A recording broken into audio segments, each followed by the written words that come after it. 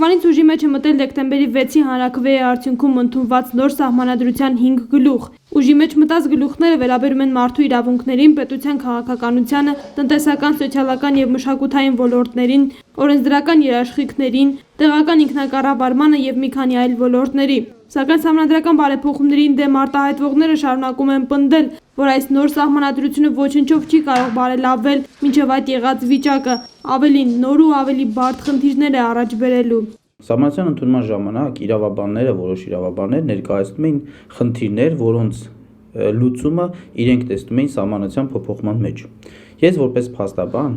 ներկայացնում եմ տեսակետը, որ այն խնդիրները, որոնք բարձրացնում են այդ իրավաբանները, սահմանադրության փոփոխման դրանք չեն կարող լուծվել։ Դրանց լուծման համար անհրաժեշտ է a. Փոփոխություններ կատարել համապատասխան դատավարական օրենսգրքում, այլ օրենքներում, b. Փոխել ինֆրաստրուկտուրաները, որոնք գոյություն ունեն պետության ներսում։ Սահմանադրությունը փոփոխման ոչինչ չի փոխվի։ Չի կարելի հին ձին կապել նոր, կարգ ու ասել, որ շատ լավ կգնա այս կարգը։ Չի կարելի։ Փաստաբանի խոսքով երաշխիք չկա նաև այն հավաստիացումներում, թե նոր սահմանադրության ընդունումից հետո մնացած օրենսգրքերը կփոփոխվեն եւ կվերացվեն եղած խնդիրները։ Այդ նույն անձին, եթե բացեք արխիվները, կտեսնեք այդ նույն բանը պնդում էին, որ սահմանադրության փոփոխությունից հետո 2005 թվականին կփոփոխվեն օրենքները եւ դա կբերեն այն իրավիճակին, որը երաշխավորի դատական համակարգի անկախությունը եւ մնացած այն գործոնները, որոնք իրանց կրկնում են այսօր։ Այսինքն էապես ոչ մի բան չի փոփոխվել իրենց խոստումների միջև։ Եթե փոփոխման խնդիր կար, ապա այս սահմանադրությունը չի որ խոչընդոտում էր այդ օրենքների փոփոխման, այսինքն գործող սահմանադրությունը 1-2 օր առաջ։ Նույնպես հնարավորություն է տալիս այդ օրենքները փոփոխեին։ Սահմանադրությունը փոփոխվել էր 2005 թվականին, մոտ 10 տարի գործել էր, ինչն էր խոչընդոտում 10 տարվա ընթացքում այդ փոփոխությունները կատարել, որից հետո նոր ընդունել սահմանադրությունը։ Այն թույլ ըմբռնումը, որ սահմանադրությունը պիտի փոխել, որ դրան համապատասխան ընդունել օրենքները գոյություն չունեն։ Սահմանադրական բարեփոխումներին դեմ արտահայտված փաստաբաններից Գևորգ Գյոզալյանը այս անգամ էլ մեծ զրույցում պնդեց, որ խախտումներով անցած սահմանադրությունից բխած ցանկացած իրավական գործընթաց անօրինական է։ Եվ հիմա խոսել, թե նոր սահմանադրության գլուխները արդեն իսկ մտել են ուժի մեջ եւ ապագայում գործող օրենսգրքերը հարմարեցվելու են դրանց, անտեղի է։ Այս սահմանադրության հիման վրա պետք է ընդունվեն օրենքներ, այդ օրենքներով պետք է դատավորները առաջնորդվեն եւ այլն եւ այլն։ Այս ամբողջ գործընթացը, եթե կեղծվել է սա,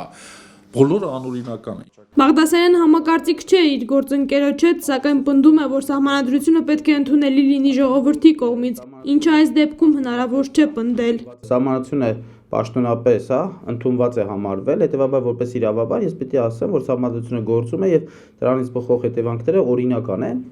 Ինչ վերաբերում է խախտումներին, ես որպես փաստաբան կարող եմ տեսակետը ներկայացնել, ապա այդ խախտումները պետք է համապատասխան ընթացակարգ ունենան, այսինքն դիմեն համապատասխան մարմիններին բարձրացվել ինչպես իրավական տեսակետից, այդպես է քաղաքական տեսակետից,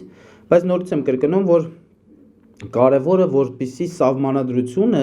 ընդունի ժողովուրդը,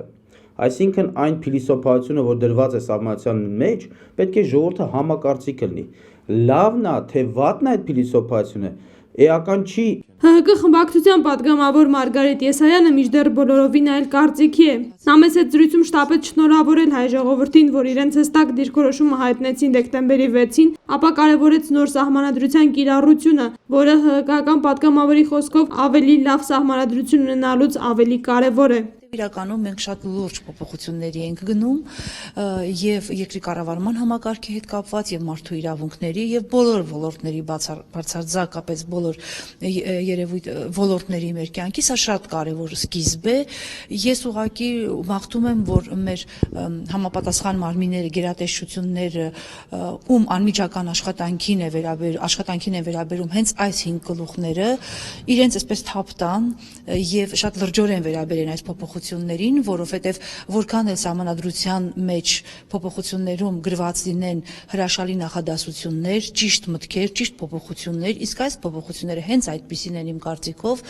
դրանք պետք է իրականացնել, կյանքի կոչել այնպես, ինչպես որ կա։ Սոնա Հարությունյան, Վազգեն Համբարձումյան, Առաջին լրատվական։